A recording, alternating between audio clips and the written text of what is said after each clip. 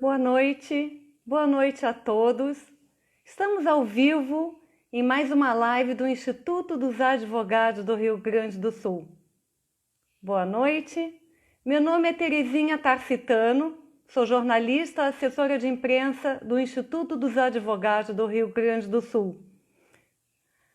A diretoria do IARGS, em nome da sua presidente Sulamita Santos Cabral, saúda todos os participantes desta live, hoje em especial ao Dr. Cristiano Colombo, por sua especial contribuição abordando o tema Proteção de Dados e Pandemia. A diretoria também agradece a diretora de integração, Ana Amélia Prates, que junto comigo está fazendo a transmissão das lives aqui pelo perfil do IARGS, além de todo o apoio da equipe do Instituto. O site, o blog, as redes sociais e o canal do YouTube estão sendo constantemente atualizados com uma variada programação online. Lembro que todas essas lives e todas as videopalestras estão sendo postadas no canal do YouTube. Para acessar, basta pesquisar em Instituto dos Advogados do Rio Grande do Sul ou IARGS. Aqui já conectando com o professor Cristiano Colombo. Já me conectando com o convidado de hoje. Aguardando a conexão. Seja bem-vindo, doutor e professor Cristiano Colombo. Como é que vai, doutor? Boa noite a todos e todas, né? Muito obrigado pelo convite. É um prazer estar aqui com vocês. Uma boa noite. Nessa noite bem fria. Isso. Vamos aí esquentar, então, com a proteção de dados e a pandemia. Vai ser bem interessante. É verdade, é isso mesmo, doutor. Então, eu estava falando aqui das atividades do Instituto dos Advogados do Rio Grande do Sul, que agora são realizadas por meio de plataformas digitais. A primeira delas são as videopalestras semanais do Grupo de Estudos de Direito de Família, que acontecem todas as terças-feiras, para acessar no canal do YouTube, no blog ou no site do IARGS, que é o www.iargs.com.br. Tem as videopalestras quinzenais do Grupo de Estudos Temas Jurídicos Atuais, em quintas-feiras alternadas. Lives do Departamento de Direito Tributário em quartas-feiras alternadas. Artigos jurídicos publicados tanto no blog quanto no site, todas as terças-feiras. Comentários sobre o livro histórico do IARGS 93 anos, todas as segundas-feiras. E as lives que são mediadas por mim e pela doutora Ana Amélia Prates, que é diretora do Departamento de Integração do IARGS, todas as terças e quintas-feiras, das 20 às 21 horas. E o nosso convidado de hoje é o advogado e professor Cristiano Colombo. Ele é pós-doutor em Direito pela PUC-RS. É professor e doutor em Direito e mestre em Direito pela URGS. O bacharelado em Ciências Jurídicas e Sociais foi realizado pela PUC-RS em 99 e em Ciências Contábeis pela URGS em 2004. É professor do mestrado profissional em Direito da Empresa e dos Negócios da Unicinos. É professor de graduação da Faculdade São Judas Tadeu, é associado do IARGS e o tema a ser abordado hoje por ele é proteção de dados e pandemia. Seja bem-vindo, doutor. Nossa boa noite ao senhor. Uma boa noite a todos, né?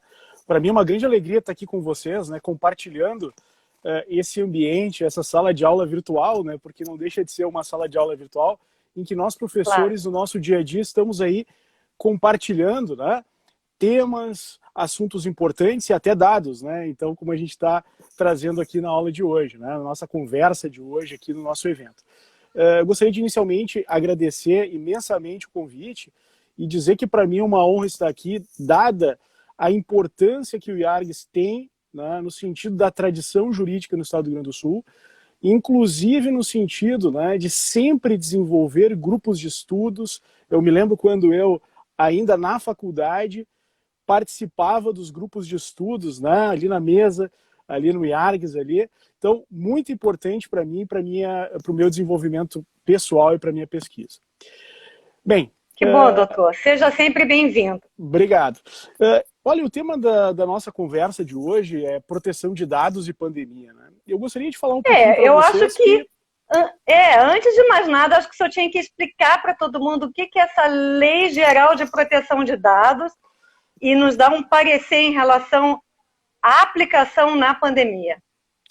Bem, na verdade, sim, é interessante salientar que nós estamos num momento de pandemia em que nós estamos utilizando os computadores, a internet, as infovias, né, que a gente assim denomina, de uma maneira extremamente exacerbada. Todos nós precisamos nos comunicar e fazemos através, né, da internet. Isso faz com que cada vez mais dados estão no nosso mundo. Né? E vejam que nós temos uma lei, que é a Lei 13.709 de 2018, a Lei Geral de Proteção de Dados. Né? Nós nos vinculamos como sistema jurídico ao sistema jurídico europeu. Nós temos uma grande tradição, né, um envolvimento com o sistema jurídico europeu, que tem também um regulamento geral de proteção de dados. Então, por que uma lei geral? Porque ela não é uma lei setorial. Existem países, como por exemplo os Estados Unidos, que as regras, os acts, são setoriais. Cada setor, o seguro, o setor da saúde, tem a sua legislação própria. Aqui não, aqui nós temos uma lei geral que vai, né, enfim, ser aplicada a todos os setores. E o que tem de importante nisso tudo? Né? Que existem, até estava conversando, né, que existem princípios que são importantes. Então, às vezes você está lá fazendo uma pesquisa e daqui a pouco alguém te oferece um produto, ou você se sente um pouco invadido porque você recebe através de um robô uma ligação que já sabe o seu nome. Como é que isso aconteceu, né? Então vejam, a lei ela visa exatamente... As empresas não podem coletar esses dados livremente, né? Sem autorização. Não podem coletar de forma livre, não podem. Precisa sim de uma autorização para isso, e é isso que a lei vem trazer. Então, por exemplo, só para os nossos, né, ouvintes, para os nossos internautas, né, aqueles que estão aqui hoje escutando, né, e vendo, existem princípios que a lei veio trazer. Eu vou ser bem assim direto nos princípios. Por exemplo, existe um princípio que é a finalidade. Toda vez que você entra num site, você entra num serviço, enfim, o que pode ser coletado é somente aquilo que está vinculado à finalidade do serviço que vem ser prestado. Então, por exemplo, né, se você entra, por exemplo, num site, você faz um cadastro num site de alimentação, né, imagine um grande site aí que faça entrega, delivery de alimentação. Eles não podem armazenar dados, por exemplo, como o seu tipo sanguíneo, o seu automóvel. O que isso tem a ver com o serviço que eles estão prestando? Então a lei ela tem um princípio, viu, que é o princípio da finalidade. Outro ponto importante aqui, princípio da necessidade. Elas só podem coletar aquilo que é necessário para o serviço dela. Então isso é muito importante, a gente tem que ter um maior cuidado, né, e verificar se nós não estamos tendo um mau tratamento de dados contra nós. Daqui a pouco você entra lá num cadastro e começa a te fazer série de perguntas, né? Se você já teve lá uma doença, qual a sua religião, né? Qual o seu partido político, qual a sua filosofia. Tá, mas só um pouquinho.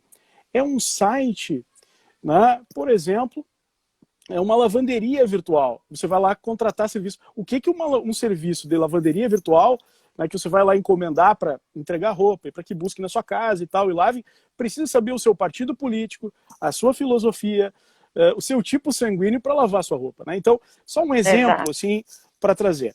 Outro ponto importante, né? A transparência. Hoje nós estamos vivendo num mundo, numa sociedade chamada sociedade do algoritmo. Né? Então, na verdade, o que acontece? Os nossos dados eles são coletados e esses dados são trabalhados a fim de formar perfis. Né? Perfis comportamentais. A partir do momento que você posta uma foto em uma rede social, a partir do momento em que você adquire algo, a partir do momento em que você, por exemplo, é marcado numa foto em algum lugar, em algum momento, você revela riqueza, você revela um sinal de riqueza, né? Você revela que foi um restaurante tal, você revela... O que acontece? Tudo isso vai, a sua idade, isso tudo começa a ser coletado a fim de gerar um perfil. Né? Ora, isso é feito através de algoritmos. E esse algoritmo ele pode ser, outro princípio da lei, discriminatório. Por exemplo, ele não pode, esse algoritmo, né, ter entre os seus dados, lá, por exemplo, não contrate pessoas de determinada etnia, ou não venda este serviço para idosos, não venda esse serviço, tá? Para homens, para mulheres, né? Então, isso tudo vai gerar, o que acontece? Isso gera, né, com certeza, sem uma finalidade, sem uma razoabilidade, uma discriminação. Então, é muito importante que a gente enxergue isso, tá? E aí vem algo muito importante, né? Para usar os seus dados, a gente estava conversando aí, né, sobre isso, né? É necessário a primeira regra é o consentimento, né? Então, consentimento. E esse é um problema, na verdade, porque muitas vezes nós ingressamos, né, nos sites, né, e rapidamente nós concordamos com toda a política de uso sem ler uma única linha. Então, esse é um dos grandes problemas, né? Então, acabamos dando o nosso ok, o nosso consentimento, sem estarmos cientes do que é que nós estamos consentindo. Por quê? Porque nós temos que fazer isso rápido, a gente tem que tomar uma decisão rápida, a gente tem que... Né? Isso é um problema, porque existe uma outra forma de violação, que é a overinformation. O que é isso? Quando há muita informação, não há tempo de ler tudo. E aí a pessoa acaba aceitando para poder utilizar aquele serviço, aquele bem e tal, de uma forma mais rápida possível. Então, hoje, para utilizar os dados, olha só, primeira coisa, o consentimento, né? E, evidentemente, que já começando a entrar no nosso tema, duas questões são importantes na questão da pandemia aí, né? Que nós vamos nos relacionar. Primeiro, o surgimento de aplicativos voltados para questões da pandemia. Por exemplo, para a área da saúde. O autoexame, né? Você, por exemplo, eles, na verdade, constroem. Vejam, não há problema nenhum em usar dados, não há problema nenhum na tecnologia. A gente não deve ver isso de forma negativa. Inteligência artificial, isso é ruim. Não, não é isso.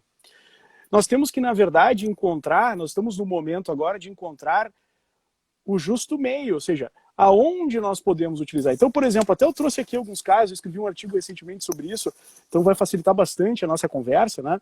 Vejam que onde é que a inteligência artificial está sendo utilizada na área da saúde. Vamos lá, olha só.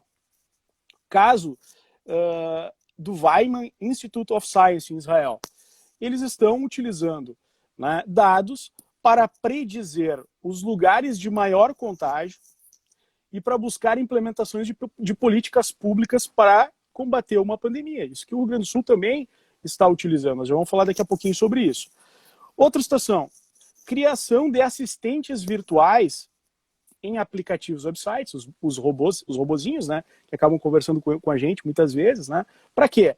Para evitar que você, né, por exemplo, vá até o hospital, você vai poder ali perguntar, você vai preencher o que você tem, o que você está sentindo, os sintomas, e a partir daí eles vão te dizer, não, fica em casa, tu não é grave, né? Ou ainda, quem sabe, você tem, não, esses sinais não demonstram que você tem Covid, então você não é grupo de risco, ou você é grupo de risco.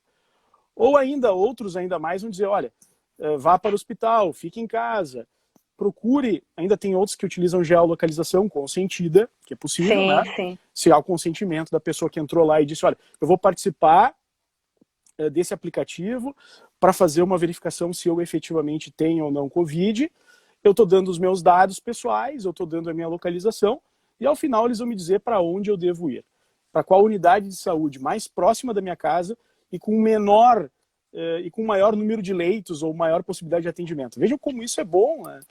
Por um lado é uma coisa boa. Então a gente vê assim, por exemplo, predizer local de propagação. Quem aqui seria contra isso? Poxa, vamos utilizar os dados para a nossa saúde, né? Vamos utilizar os dados para a criação de assistentes virtuais, por exemplo, para fazer triagem, para fazer autoexame. A triagem pode se dar em casa, você faz a triagem. Não vem para o hospital, ou vem para o hospital, vem logo, né? Outro ponto, identificação de pacientes doentes, né? Isso é muito importante. Então, vejam, pode sim a questão dos dados ser positivo, ser algo bom para nós, né? Então, o que ocorre é que nós temos que vivenciar agora, ok, estamos trabalhando com dados, agora nós temos que vivenciar quais os limites que essa lei, que nós estamos comentando, a Lei Geral de Proteção de Dados, traz. Vai ter que obedecer, em linhas gerais, sem entrar na casuística ainda, mas o princípio da finalidade, vai ter que avaliar a questão da necessidade da coleta de dados, vai ter que avaliar, por exemplo, a transparência desse algoritmo, como é que eu vou criar esse algoritmo, né? Eu vou ter que dar pesos, né? O que vai ser esse algoritmo? Eu vou dizer, olha, se a pessoa está com febre acima de 40, sei lá, o peso é 3, o peso é 10 para Covid. Se ele não tiver febre, o peso é 0.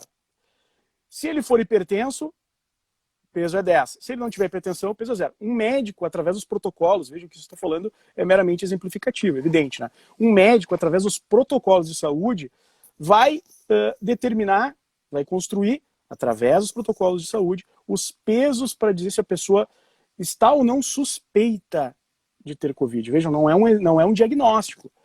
Evidente que por um computador você não pode dar um diagnóstico ali, né, de qualquer maneira. Não, é o início. E aí, a partir daí a pessoa vai tomar essa decisão. Mas vejam como isso é importante. Isso vai... Claro. Olha quanta gente não iria bater lá no SUS lá para dizer, olha, eu tô com uma situação assim... Não, mas só esse... Então é assim que funciona o algoritmo. Agora, claro, ele vai aprender, a inteligência artificial. De acordo com os dados que ele vai recebendo e com aquilo que ele vai concluindo, com o tempo ele vai aprendendo, ele vai melhorando esses pesos. Né? Se não é mais 2, é 2,2, porque tem mais incidência quando a pessoa tem isso, tem aquilo. Então, isso é a inteligência artificial. Acontece que, em relação à medicina, isso acabou até, se nós vamos ver, né, acabou cada vez mais se buscando através de aplicativos e através também dos meios virtuais. Né? Então temos os aplicativos, temos a autorização, quem quiser anotar a portaria 467 de 2020 para a telemedicina, atender as pessoas através da telemedicina, ou seja, portaria número 467 de 2020. Né? Como eu sou professor, eu gosto de repetir, que daí a pessoa anota, né? Depois vai poder lá olhar, vai poder, né, estudar depois. Então vejam, a pandemia nos jogou para um oceano de dados virtuais. Nós já estávamos trabalhando com dados, agora somos cada vez mais, né? Porque as nossas crianças estão nas infovias. Os profissionais liberais estão cada vez mais nas infovias, né? Estão levando dados. E a saúde também, ela um pouco que foi levada para aí. Então, os aplicativos, sim, são uma das maneiras de você procurar combater a pandemia. Doutor, eu queria... Oi, pode falar, sim. pode perguntar. Não, é que eu queria só interromper dizendo... Vai me interrompendo à vontade, né? Porque professor sabe como é que é, né? Não tem problema. Professor vai falando, né? A gente não tem problema, a gente não é envergonhado, a gente vai conversando. E jornalista vai perguntando, né? É isso aí, vamos lá, vai perguntando então. Mas eu só queria fazer um parênteses, que a doutora Sulamita Santos Cabral, ela está saudando aqui, fazendo um cumprimento especial a todos, e em especial o senhor que nos prestigia com seus conhecimentos. Né?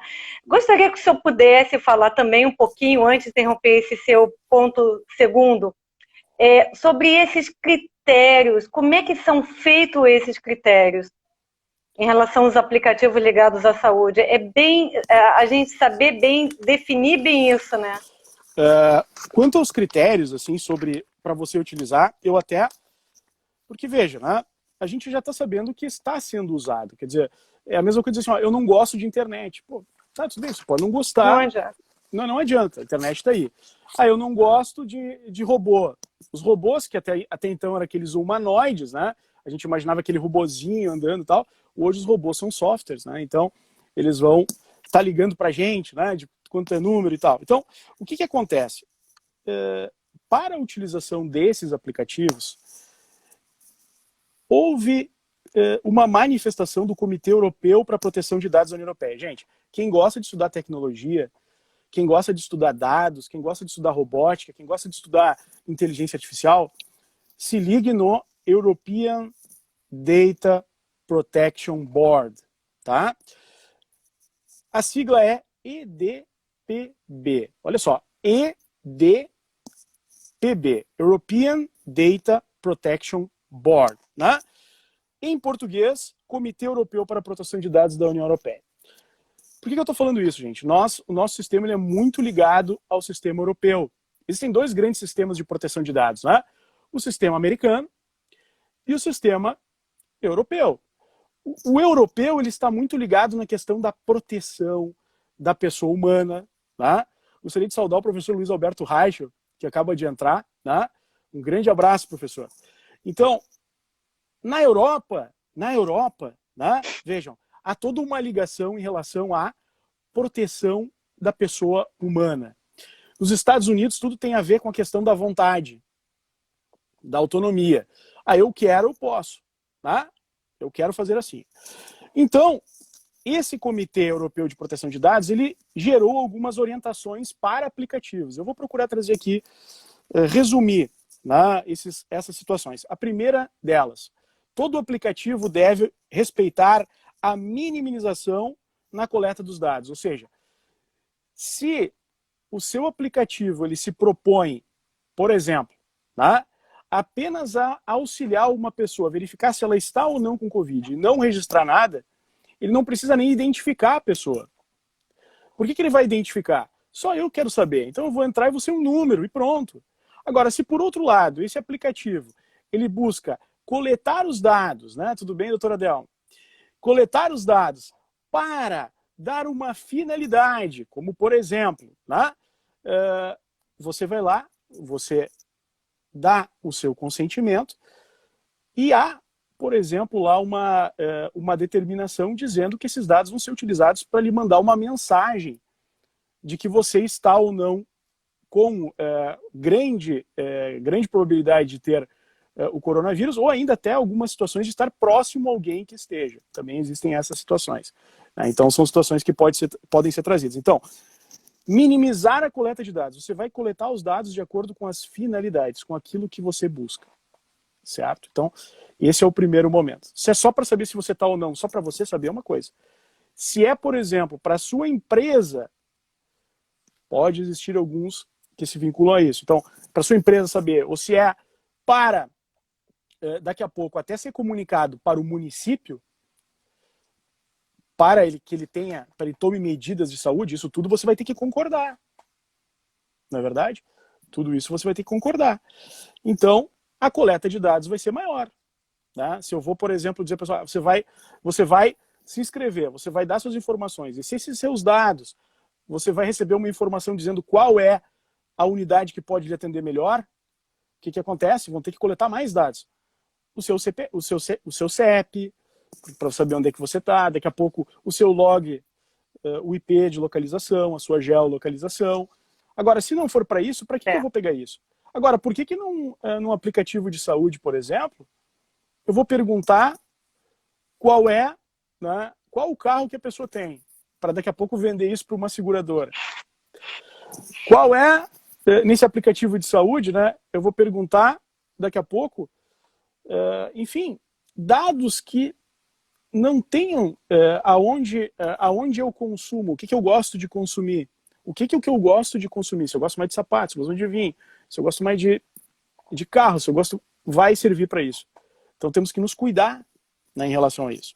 Outra coisa, trabalhar com a ideia também, o European Data Protection Board, diz o seguinte,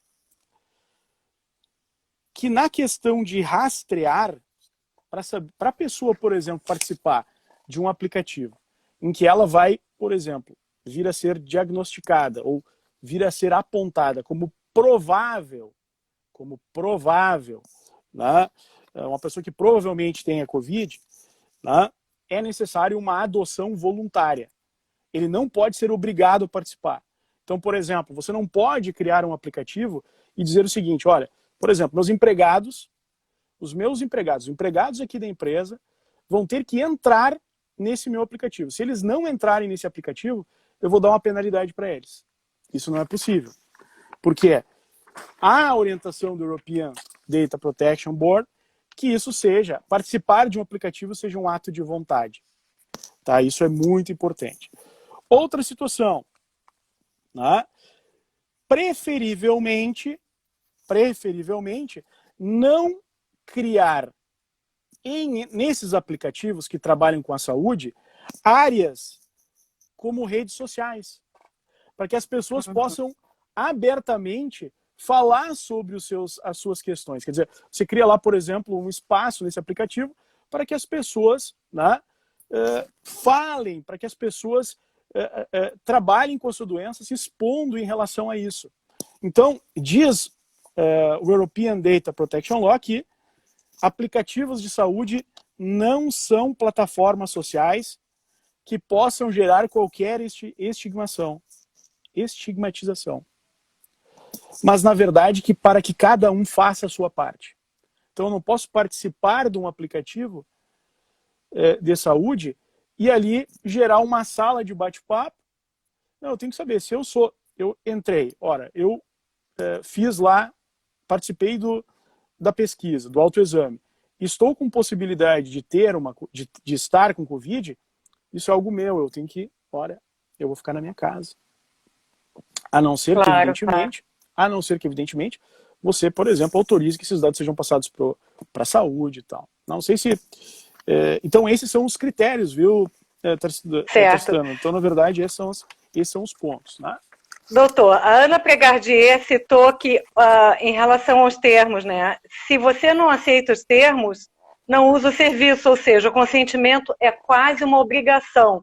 Quero destacar aqui a presença da doutora Delma Ibias, da doutora Simone da Rocha Custódio, doutor Fabrício Fay e tantos outros advogados que estão aqui lhe prestigiando no dia de hoje.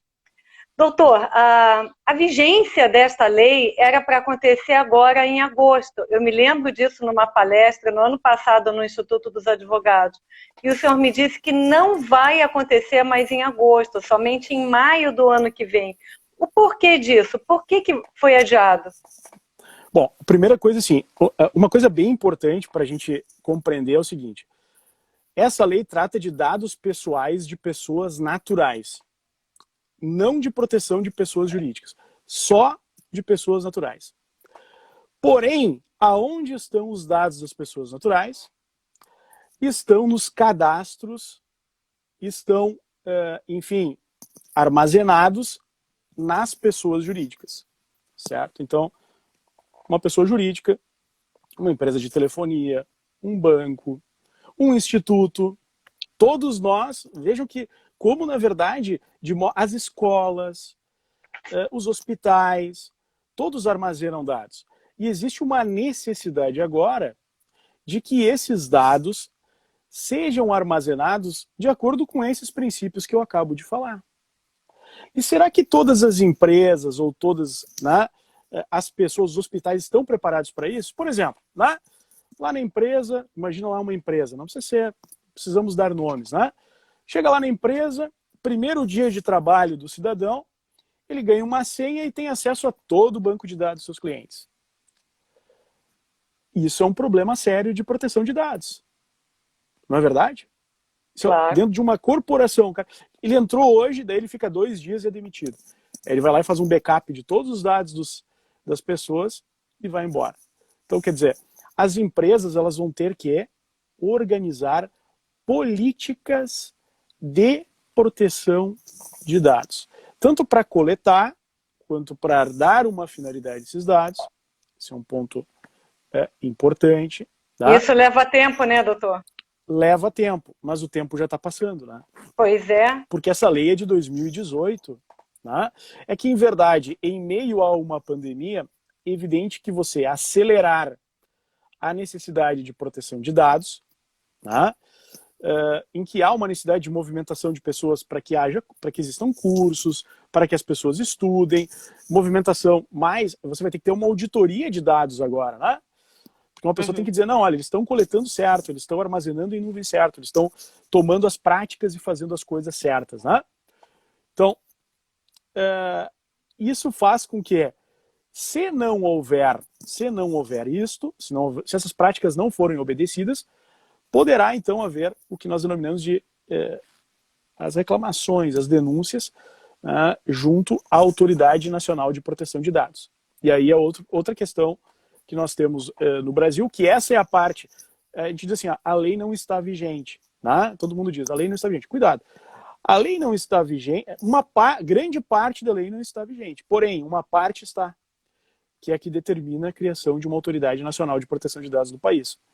Que a ideia assim, eu me lembro bem disso, né? Quando eu era criança, Se eu ia ao supermercado e comprava uma coisa errada, uma coisa que estava estragada, eu fui azarado.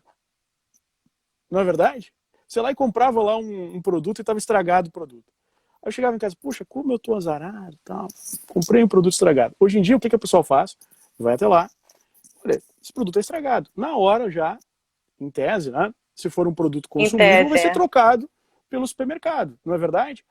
Vai verdade. imediatamente. Nós já temos uma política, nós já temos, é tão comum para nós as questões de consumo, né? E isso vai acontecer em relação também à questão da proteção de dados. Por quê? Porque se nossos dados eles foram utilizados para outra finalidade, nós vamos nos dirigir à Autoridade Nacional de Proteção de Dados, assim como fazem os europeus, tá? A Autoridade Nacional de Proteção de Dados Europeia, a Autoridade Nacional de Proteção de Dados Espanhola, e nós vamos reclamar lá e dizer, olha, os caras não estão nos respeitando. E aí a empresa vai ser chamada e poderá sofrer multas, penalidades. Então vejam, para nós advogados, eu estou aqui falando no Instituto, né?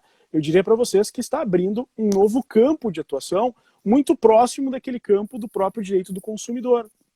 Porque, na verdade, existirão reclamações em relação a isso, ações de responsabilidade civil contra aqueles que armazenam os dados, que determinam a coleta irregular de dados. Um novo mundo para a advocacia está se abrindo, né? Tanto na questão preventiva, no sentido de, por exemplo, hoje em dia eu já estou, evidentemente, dando consultas, aconselhando pessoas que querem, por exemplo, criar um aplicativo. O que eu vou coletar, o que eu não vou, né? Até onde eu posso ir, de que forma as coisas vão ir. Claro, é evidente, porque existem princípios, necessidade, finalidade, né? Princípio da minimização de riscos, a minimização, ou seja, eu vou coletar o mínimo possível. Então, tudo isso tem que ser avaliado na hora da empresa. Exatamente. Eu acho que a gente também tem que avaliar, doutor, como que essa lei vai impactar na vida de cada um, porque vai impactar, independente das empresas, mas na vida de cada pessoa também vai ter o seu impacto, né? Com certeza. E essas questões que a gente estava conversando agora sobre, né, sobre a gente entrar em um site, daqui a pouco, eu tenho que concordar, eu tenho que fazer. Bom, isso vai gerar... É incrível. Isso vai ter uma questão, primeira, cultural. Nós vamos começar a escolher empresas, por exemplo, nós não escolhemos, às vezes, uma empresa que respeita o ambiente e nós, por exemplo, repelimos uma empresa que não tem boas práticas em meio ambiente. Então, não vou comprar mais daquela empresa porque ela não respeita o meio ambiente, porque ela tem trabalho escravo, não é? Então, daqui a pouco, eu não vou mais contratar com essa empresa, por quê? Porque, na verdade, não importa o que ela está vendendo. Para ela pode estar vendendo roupa, calçado, tal. O que ela quer é fazer um bom banco de dados para vender para alguém.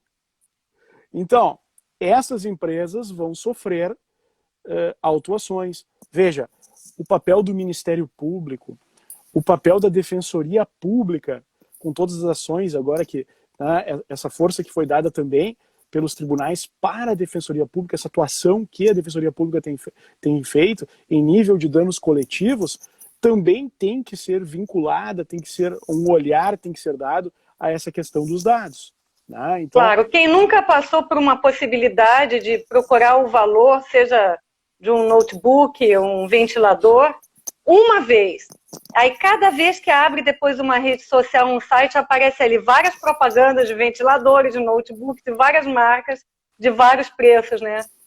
E o que chama a atenção, doutor, é a necessidade de ter uma lei para a proteção dos dados de cada um, que deveriam ser dados pessoais, mas, no entanto, a nossa vida, o nosso nome fica à mercê da internet, né? De qualquer site que a gente abra. É muito interessante esse comentário, né, Tristana, que você faz, por quê? Porque há uma situação aqui muito, né, importante. As pessoas confundem, por exemplo, o fato de você ter colocado uma foto, por exemplo, você colocou lá uma foto no Facebook, tá? Essa sua foto ela vai ser avaliada, né, vai ver os seus hábitos, onde você estava, com quem você estava, o seu perfil facial, tudo isso vai ser avaliado. Agora, o fato de você colocar essa foto no Facebook não dá direito que as pessoas utilizem essa foto de qualquer maneira. Né? Vejam que... Então nós temos que cuidar, por exemplo, nós temos uma questão muito importante que são os dados biométricos. O que é os dados biométricos? São as métricas da nossa vida, biométricas. A íris, o reconhecimento facial. Né? Então, o que acontece muitas vezes? Né? Vem apps que acabam... você quer ver quando você vai ficar velhinho, quando você vai... O que acontece? Até você disse, aí todo mundo faz. Sinceramente, por que eu estou preocupado com isso? Queria saudar o professor Celso, o doutor Celso, acaba de entrar. Então, por que eu vou me preocupar com isso? Nosso professor, né? Aliás, acadêmico de ciências, né? Lá em Lisboa. Né? Então, vejam que é importantíssimo a gente ver assim, muita gente dizendo, mas por que eu vou me preocupar? Né? Veja, se eu vou me colocar o meu rosto nesse app ou não. Eu quero ver quando é que eu vou ficar velhinho. Aliás, eu já botei o meu rosto lá várias vezes no Facebook, então isso não vai gerar nenhum problema. Gente, uma coisa é uma plataforma ter que criar um algoritmo para organizar o rostinho de cada um. Outra coisa é uma bandeja, assim, onde você vai colocar, todo mundo vai colocando o seu rostinho, a sua íris, o seu reconhecimento. Isso fica muito mais fácil. Né? Isso vai dar dados como, por exemplo, a idade, né? A questão de produtos que podem ser oferecidos, geolocalização. Então, são inúmeras situações que, às vezes, lá nas políticas que a gente vai dando sim, sim, sim, sim, sim, né? E até a gente aceita em específico para poder, né, utilizar esse serviço, o que acontece? Acaba que, evidentemente, a gente está entregando dados. Né? E dizem as pessoas que os dados são o novo petróleo. É verdade, mas eu digo assim, mais do que isso. O petróleo ele tende à escassez. Os dados não. A gente tem que ver a questão do consentimento, né, doutor? As violações de dados, né? Como é que acontecem essas violações? Mas olha só, Tarciano, eu acho que isso é importante a gente comentar aqui.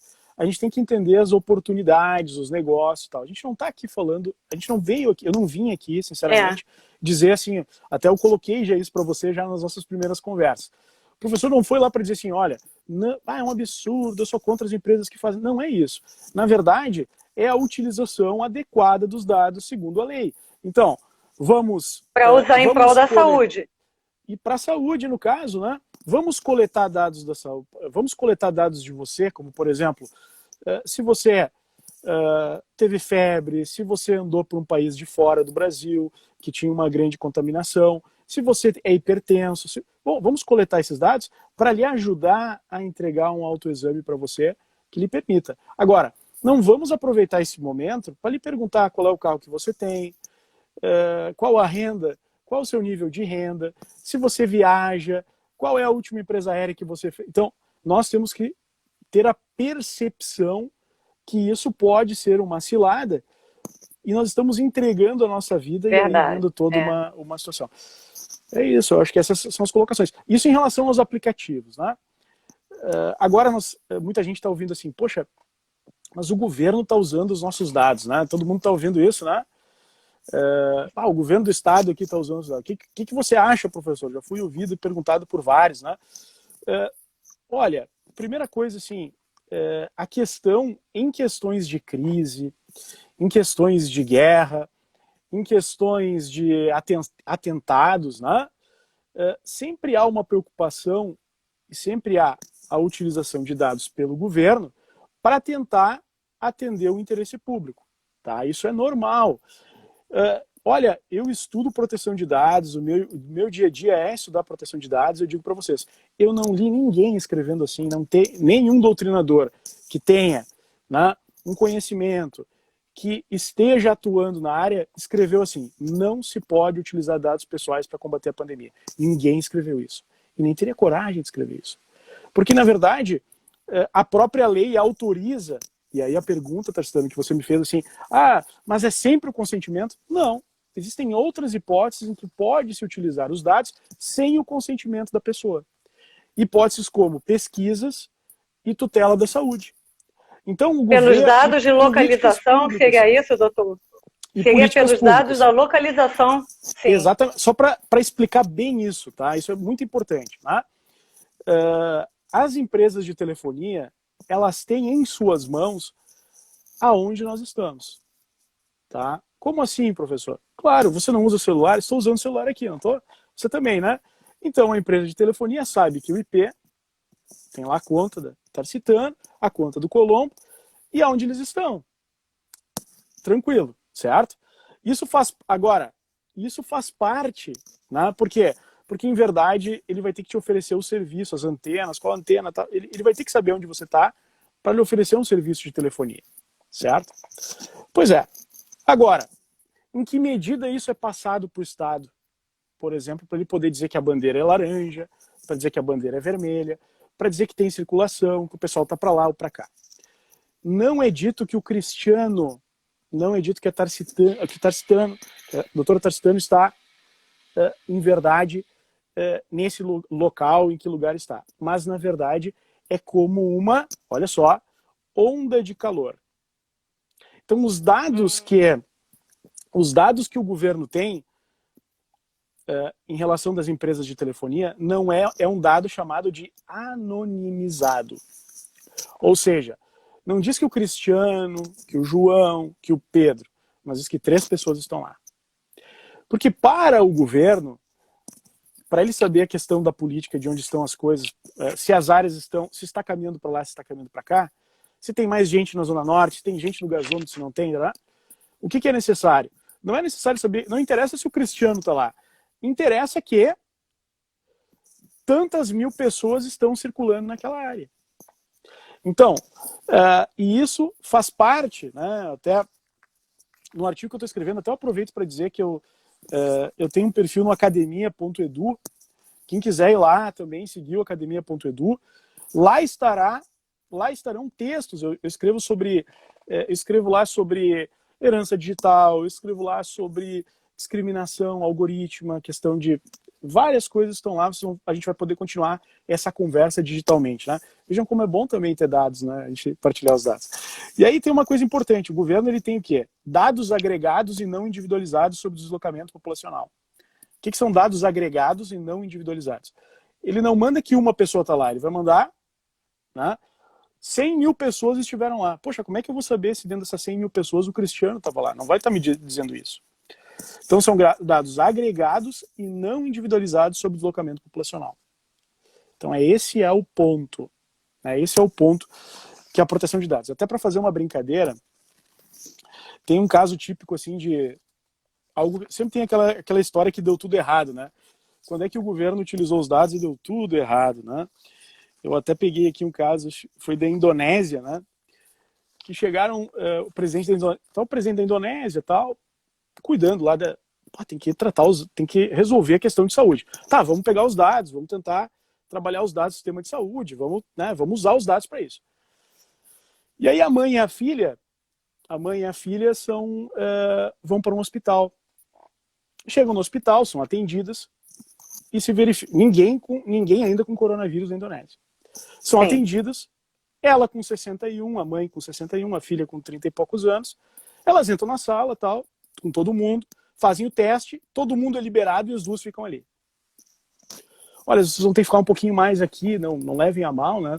A gente vai lhe encaminhar para um quarto, vocês vão ficar isoladas. Tá, mas eu tô com coronavírus ou não? Não, calma, a gente não sabe ainda. Fica calma. Vai pro quarto lá, fica no quarto que tudo vai dar certo. Aí, pessoal, o que a gente faz quando a gente chega num quarto do hospital, né? A gente não gosta de ir pro hospital, mas quando a gente vai, liga a TV, né? E aí, pronunciamento do presidente da Indonésia. Puf. O presidente diz: acabamos de ter no país 2 casos de coronavírus. A mãe com 61 anos, a filha com 31 anos, estão no hospital tal, acabaram de chegar no hospital, não foram comunicadas, vários estavam com elas, foram liberadas, mas as 2 permanecem lá. Então, o que acontece? O título da reportagem que a BBC lança é: fomos informados que estávamos com coronavírus, pelo presidente da República em rede nacional. Então vejam que aí que está a questão. Vejam que é um dado pessoal. Um dado pessoal é aquele que pode identificar uma pessoa direta ou indiretamente. O que é reconhecer uma pessoa diretamente? Dar um nome. Hoje você me apresentou, Cristiano Colombo. Isso é um dado pessoal, meu. É um dado público, não é verdade? E me identifica diretamente. Agora, você pode dar dados que estão ao lado, assim, que daqui a pouco, juntando, eu vou conseguir saber quem você é. Que é o que aconteceu aí. Então, dados são aqueles que identificam direta ou indiretamente. E os dados, eles podem ser CPF, CEP, nome, tem várias coisas que podem ser, né? Eu não sei se você quiser perguntar alguma coisa, eu estou à plena disposição. Não, que esses dados, eu queria só salientar que a doutora Ana Lúcia Piccoli está aqui presente na live. Coisa boa. Doutor Celso comentou um privilégio ouvi-lo em plena atuação. Vários outros elogios da doutora Maria Eneida, parabéns, muito esclarecedor. A doutora Gisele Cabral, doutora Solamita Santos Cabral, colocando excelente. Então, todos aqui realmente considerando e vibrando com as suas informações muito bem-vindas, porque o ideal é usar esses dados em prol, vamos dizer, em prol, não em prol da pandemia, mas para poder passar informações corretas, né? Poder ser um localizador das pessoas que possam vir a estar doentes e orientá-las. Para isso que poderia servir essa questão da lei, né? Que a lei agora, que ela ia ser vigente em agosto, agora só 9 meses depois, somente em maio, né? A questão toda, o porquê disso, né? Respondendo, porque na verdade as empresas vão precisar de custo de organização, né? Saúdo mais uma aluna, a Cláudia, que está escrevendo também um artigo comigo sobre, olha só que interessante o tema, a questão das instituições educacionais, as plataformas, as salas virtuais e os dados utilizados, de que forma as escolas estão. As escolas também agora vão ter que ter o cuidado e utilizam dados, né, sem dúvida alguma, mas vão ter que ter o cuidado. Então vejam como nós temos que, cada setor, né, Tarcitano comentou muito bem isso, é uma lei geral, significa que todos devem obedecer, desde o hospital, a escola, como eu estudo com a Cláudia, que ela é uma pessoa muito voltada ao estudo da educação, né? Então, a questão dos aplicativos, aí entraremos em outra live, né? Mas a questão hoje do celular dentro da escola, né? A questão das salas de aula virtual, a questão dos atendimentos psicossociais feitos hoje através, né, de redes. Aliás, é muito perigoso você entrar em qualquer rede ou em qualquer plataforma, começar a conversar com as pessoas sem que isso tenha uma segurança dos seus dados, né? Vejam que isso é muito importante mesmo, né? Pode estar sendo coletado dados, a gente sabe que os dados eles são coletados muitas vezes até pela própria fala, né? Você fala alguma coisa, a câmera, enfim, o sistema de som ele vai captar e vai saber que você tem interesse naquele produto, né? Então, muita coisa está acontecendo sem a gente ter esta noção. Né? Inclusive a Cláudia colocou aqui o orgulho do meu professor. Isso aí, que bom, Cláudia.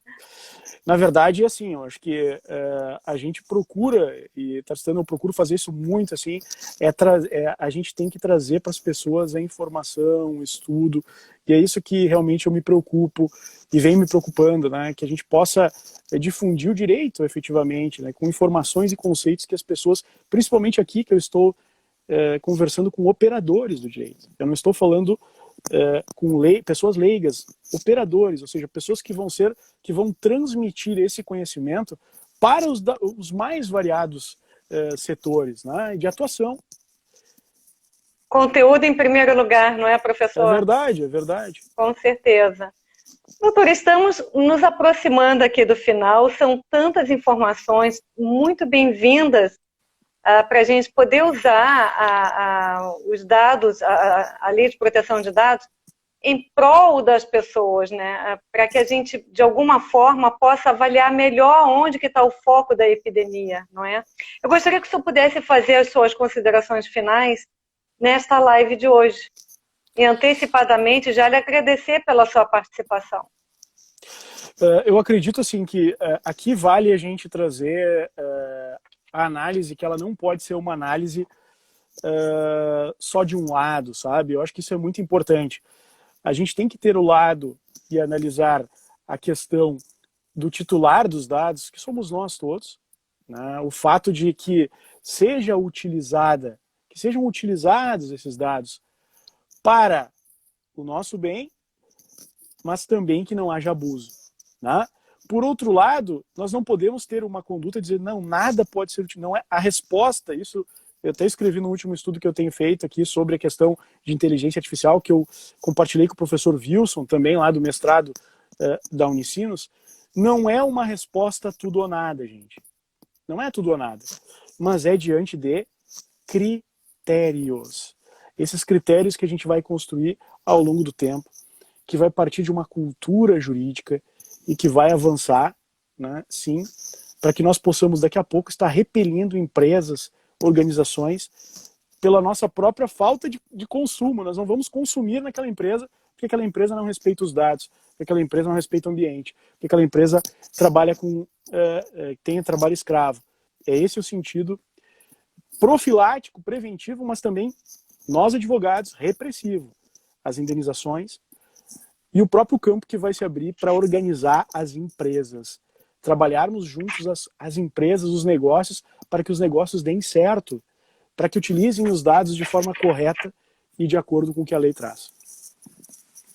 Agradeço enormemente e é uma honra estar aqui no IARGS, essa instituição, né, que é pioneira no direito e no estudo do direito. O professor Carlos Silveira Noronha me convidou para entrar no IARGS e para mim foi uma grande honra, né, desde sempre, né, desde que comecei a estar entre os associados. Muito obrigado, o senhor que também é associado do Instituto dos Advogados do Rio Grande do Sul. Eu lhe agradeço hoje pelo tema proteção de dados e pandemia, muito esclarecedor esse tema e tudo que o senhor aqui nos informou. Em nome da doutora Solameta Santos Cabral, a nossa presidente, eu lhe agradeço por todas as informações de hoje aqui. Muito obrigada, doutora, e boa noite. Um abraço virtual aí. Muito obrigada. Virtual e fraternal nesse momento de pandemia. Verdade, doutor. Muito obrigada e seja sempre muito bem-vindo aqui. Muito obrigado. No nosso perfil do IARGS. Um abraço, boa noite. Boa noite.